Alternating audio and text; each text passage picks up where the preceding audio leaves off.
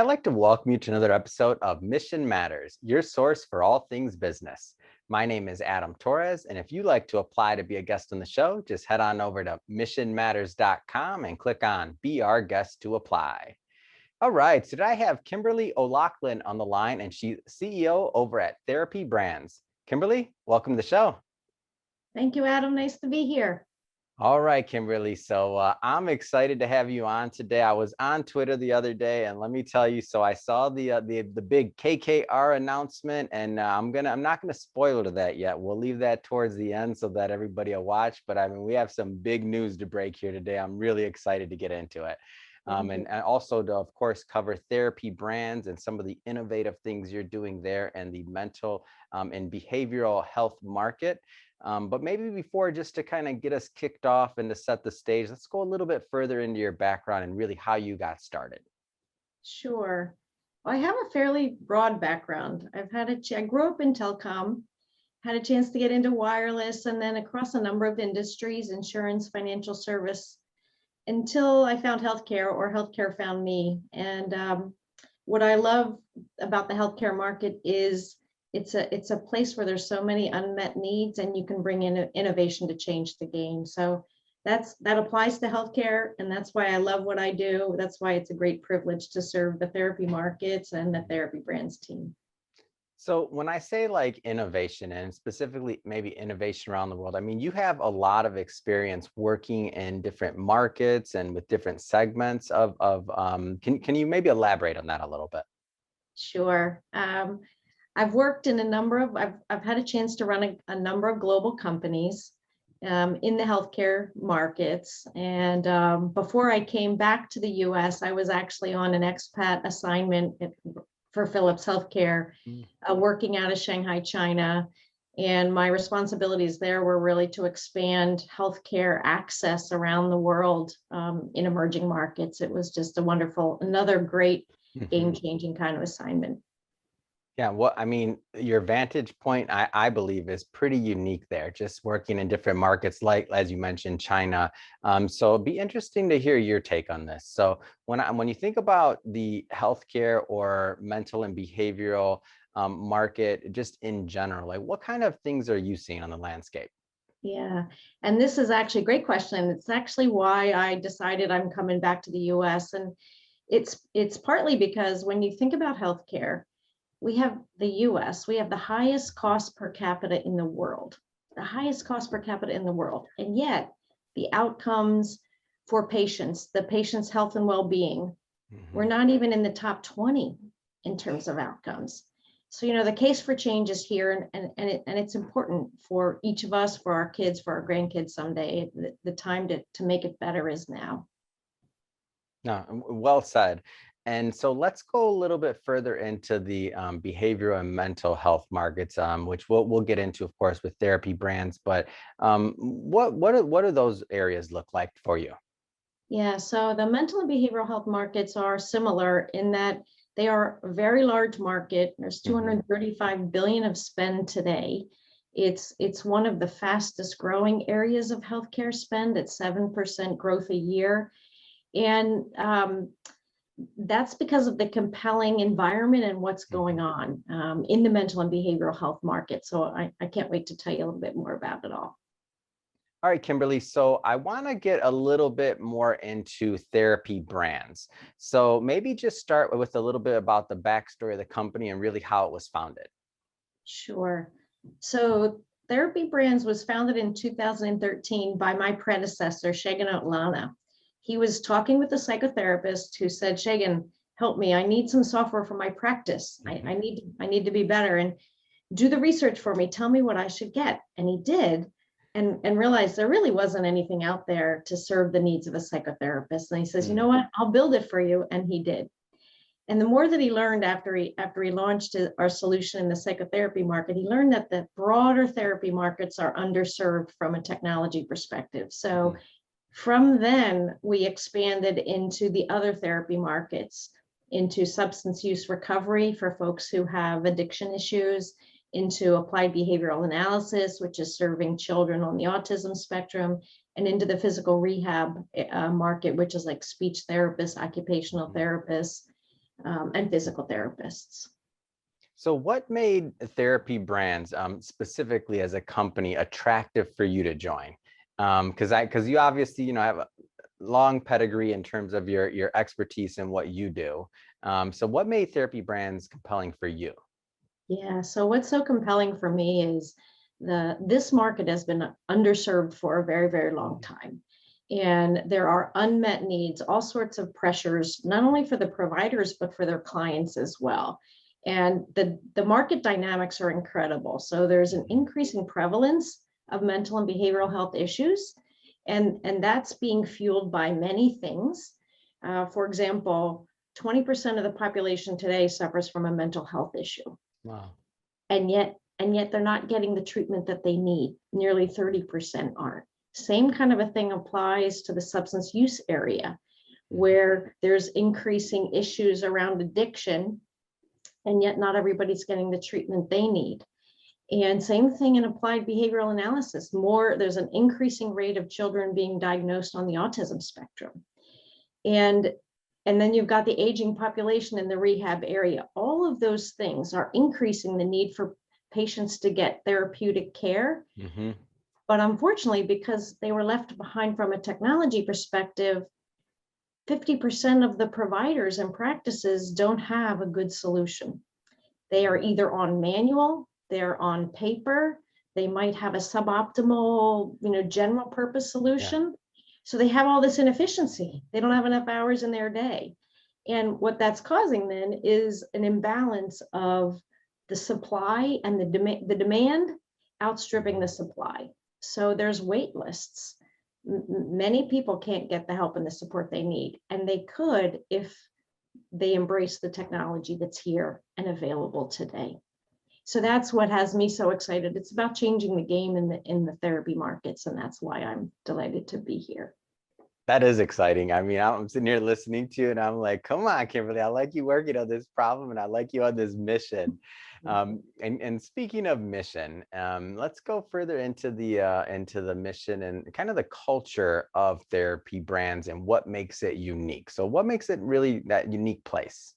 Yeah, it's great. So when I first went around the country to visit the team and to meet everybody, one of the things that a word kept coming up, and so that underpins our CARES values, and it's CARES, CARES, and that acronym stands for what epitomizes our culture. C is for carpe diem, like seize the day, take some action. A is for agility, figure out how to weather COVID and do things to help our customers in a better way. R is for respect, always. E is for excellence and keep raising the bar on how we're performing, and S is for speed.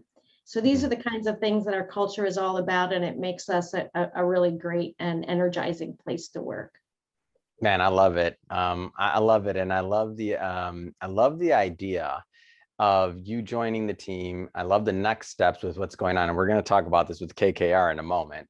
But let's go further into the products, the services. I want to get a little bit more granular into Therapy Brands overall. So give us maybe an overview of the specific services and products offered.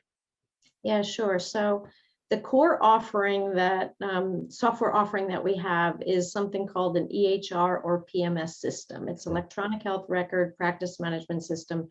That's the base software that the providers need for their clinical capabilities, administrative, and billing. So it's the core software. And then on top of that, what we do is tightly integrate a whole bunch of essential capabilities also needed for their practice.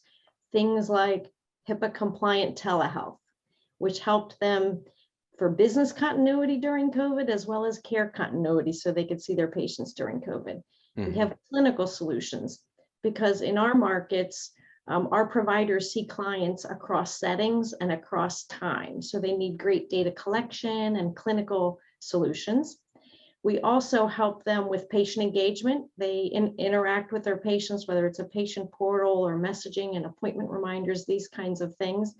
And then the providers that we serve have a very complex payer and regulatory landscape. So we also help them collect the revenue that they deserve Yeah. with something called revenue cycle management and card payment processing capability. So each and every one of these is really essential for their practice, and we integrate it nice and tightly. So trying again to be easy to use and drive efficiency for them. And so the way I see it is, I mean, there's multiple stakeholders here. So you obviously have the providers, you have different companies from large to small that can that obviously benefit from this, and then of course you have the practitioners. I mean, so you have multiple stakeholders here, and I feel like each one of them probably has their own unique challenges that Therapy Brands is helping with and assisting. So you've talked a little bit about the providers and some of the ways that you're helping them. Maybe let's focus a little bit more on some of the how the practitioners benefit, and also large to small companies.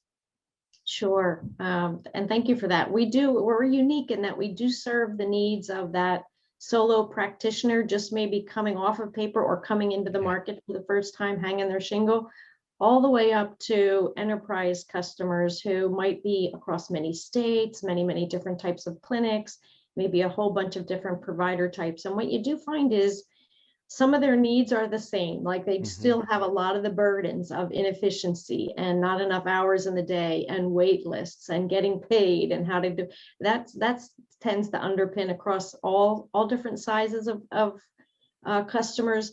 But there are unique needs. What you find for the smaller, just coming into the market, solo practitioner or smaller size customer, they want, of course, compliance, ease of use. Help me get started. I want a one-stop shop provider. Help me get started, have great customer support on the other end so that I can thrive and grow with my practice. And then you have on the enterprise side a different set of needs. For the most part, they have practitioners all across the country, and they want tools and capabilities that work the way that they want to do. They're like, help me scale, help me grow, but I don't want to have all the time of training folks. Can help me with standards and ways to do that and do that effectively? Compliance, of course, but implementation and training tend to be a higher order need for them. So we design our solutions and design our offering and our services with all of that in mind. So when I say the words comprehensive platform, because that's essentially what you are, or what you've created over at Therapy Brands, like how should somebody, so say I'm a provider, or I'm a practitioner, or any of the stakeholders that we mentioned today, and I'm watching this interview right now, and I'm thinking to myself, okay, this is a potential comprehensive platform that can serve and or help me with some of the challenges I'm facing. Like how do you know if you're maybe a right fit for Therapy Brands? Yeah. So you should definitely contact us and talk with us about that, because we really have a broad portfolio, a variety of offerings to meet the needs, no matter where you're coming from, whether you're that solo practitioner, you might be a field social worker that works in the community that has field kind of needs. You might be a practice that says, I'm okay on the clinical side, but I want something that's really centered and focused on helping me collect my revenue. So no matter what your needs are or what angle you're coming from, we've got a solution to get you started. Yeah, and I guess the end result of all of this, and the way I like to look at this, is when we talk about platforms or softwares or other things like this that make us more efficient, no matter the field. But I guess the healthcare, and especially the mental and behavioral health side of things, have a special place in my heart, because ultimately, any efficiency, any amount of time that's not spent thinking about something like billing or some of these other things, and not picking on that, it's important, right? You have to have the flow to keep the business afloat, obviously, so it's very important. So I'm not downing that, but I just mean like any amount of time that can be saved through a process or through using a platform like the one in Therapy Brands offers, I mean, that really allows all of the people that are involved in the entire ecosystem to focus on what they want to do, which is making the difference in the lives of their patients. That's exactly right. And it's music to our ears when a client will say, oh my gosh, and this was one that adopted not only our EHR, but our practice engagement, our telehealth, and our card payment processing. And this client says, you've given me 66%. How they got to 66, I don't know, but you've given me 66% of my hours back in my week. Can you imagine that? That's pretty incredible. Another client said, I used to be able to see 2 patients a day. Now I can see 7. And Wow. remember, I talked about wait lists, right? So we want them to be able to have quality of life back in their life, reduce the number of hours, and yet be able to see more patients, be able to add more providers. All of these are the important things that come along with systems that are designed for their needs. Man, this is great. And that's exactly what I wanted. I wanted some stories because I know what the end result of these of the types of processes that you're putting in line, and that time's valuable. And that's the one thing that can't really be given back for these providers and for the people that are on these wait lists, right? They're not on a wait list because they don't need help.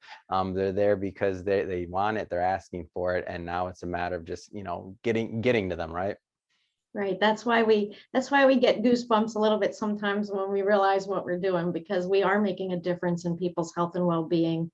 We are striving to really deliver against the quadruple aim in healthcare, which is the change that's needed across the board, increasing satisfaction, lowering costs, changing outcomes. Like this is what we're all about every day. Mm. Now, I know will vary, by the way. So I'll preface this question. I know it will vary because you're working with everything, as you mentioned, from solo practitioners to enterprise level clients. So this will change. But can you take me on, maybe just to get an idea of what it's like to work with therapy brands? Like, take me a little bit on the user journey again, and you can pick any of those different niches, whether it's a solo practitioner or enterprise, whatever kind of case you'd like to use. But I like to get a feel for just the user journey. Sure. Well, it really does depend. I think Mhm. the things that surprised me the most, so I'll maybe use one of those stories, was Yeah. an enterprise grade customer, because I expected them to maybe have more than they had. Hmm. And so one of these customers came to us from paper and yet had many locations and adopted not only our core software system, but also our revenue cycle management system, Hmm. and didn't even know how much money they were supposed to be collecting, weren't sure that they were getting what they needed. I said, do you have wait lists? Yes, they have wait lists. They wanted to expand. They wanted to expand into different other specialties. And they really were looking for a partner Hmm.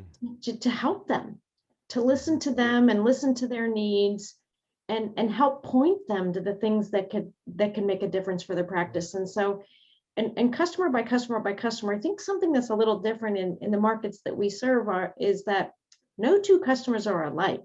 Oh yeah. Our customers are very different. And so having tools and having forms and things that allow them to configure and customize the way they want to work, and capabilities that let them easily add them when the time is right for them. That's kind of the journey. It's get started, have the dialogue, talk about we set up a customer success plan, talk about what your 3 top goals and needs are. And then we design a roadmap with you and for you about how to deliver against your success criteria. You know what, Kimberly, that does not surprise me. I'm glad you brought up an enterprise level example / client, because healthcare and banking, those are the 2, in my opinion, notorious ones where you see a big company and you're like, wait a minute, you're on spreadsheets. Wait a minute, you don't like, yes, like the different things that you're like, you would think when you look behind, you're like, they have these sophisticated systems. And then you realize, well, hey, this company's been around 30, 40, 50 years. They have a lot of legacy, or more, depending if we're talking banking. They have a lot of legacy systems and servers and ways that they've always done things. So I find that it's not necessarily always that large organizations don't want to change. They just don't always maybe see know what's available or know what's possible. If you've been running one process for the last, since Excel spreadsheets have been invented, then how do you know you should be doing something else? Exactly. And yet, on the other hand, another pressure that they have is kind of the consumerization of healthcare and the expectations. Like, we expect to get our package tomorrow. We expect to be able to look online for things. We expect these digital capabilities to be here. Mm-hmm. And they should be. And the clients or consumers or kiddos and the providers deserve that. So No, 100%. I always tell people, I say, if our comparison is like your Amazon or your other thing, if somebody's, going on Amazon or elsewhere, and they're having a better experience than they are maybe with your provider or other things like that, the person that can get closer to that experience is ultimately going to be the one that stands out. Because I'll pick on myself here. I'm spoiled. I'm spoiled now. I want everything just to work. So when you have that outside experience and things just maybe don't work the way you're expecting, like, Mhm. it leaves you searching and it leaves you wanting. Exactly. It's well said for sure. So Kimberly, enough holding off here. I got to bring it up. So KKR, what's next? Let's talk about the future of therapy brands and what's going on. Tell me the scoop. Okay, well, in early April, KKR did share its intent to acquire therapy brands. So it's very exciting for us. It's not done, it's not official yet. We're still working through the approvals and the steps in a closing process. But KKR is just going to be a wonderful partner to have. They have more than 40 years of experience partnering with the companies that they support and really building leading global enterprises. Mhm. And what's more important for us even is that they care about healthcare. They've been investing in and in supporting healthcare for many, many years. They have global resources, lots of knowledge, and they bring that all to the table, which is just a wonderful thing as a team to have a partner to be able to provide. Yeah, I mean, yeah, that's exciting. When you told me that in the pre-interview, I'm like, oh, this is gonna be big. I'm excited to see the next steps and what's next for therapy brands on the horizon. So this is exciting. So Kimberly, I just have to say it has really been a pleasure having you on the show today and getting to know more about your story, of course, and how you got into the industry, but also the overall healthcare, behavioral, and mental landscape that you provide a nice overview of, and the important, really, tasks and challenges that you're helping providers, small, large businesses, practitioners, like all those things that you're helping them solve in challenges, things like billing and management, all these other things that really are allowing them to do more of what they want to do, which is focus on their patients and focus on their craft. So I think it's great work that you're doing there. And if somebody wants to follow up to learn more about therapy brands, or to follow, the story and what's going on with KKR, I mean, what's the best way for them to do that? The best way would be to reach out on our website, www.therapybrands.com. Fantastic. Well, Kimberly, again, thank you for coming on the show. And to the audience, as always, thank you for tuning in. I hope you got a lot of value out of this. If you did, don't forget, hit that subscribe button. Definitely want you to be a return viewer, and want you to see more great guests we have coming up for you. And Kimberly, thanks again. It's been a pleasure. Same here. Thank you. I thoroughly enjoyed the time with you.